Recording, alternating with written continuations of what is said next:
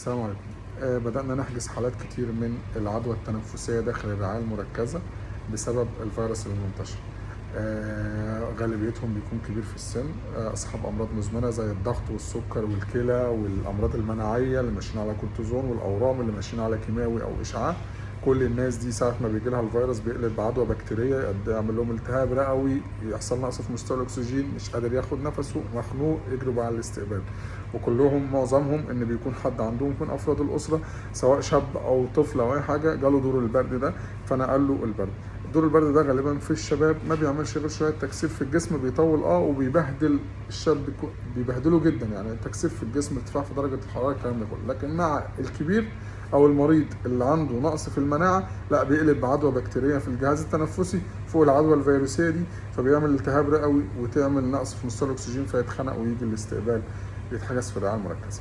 نصايح هنا: نرجع نلبس الكمامه يا جماعه، نبعد عن الاماكن المزدحمه، الناس اللي بتروح تصلي تاخد مصليه معاها، كمامتك طول الوقت معاك.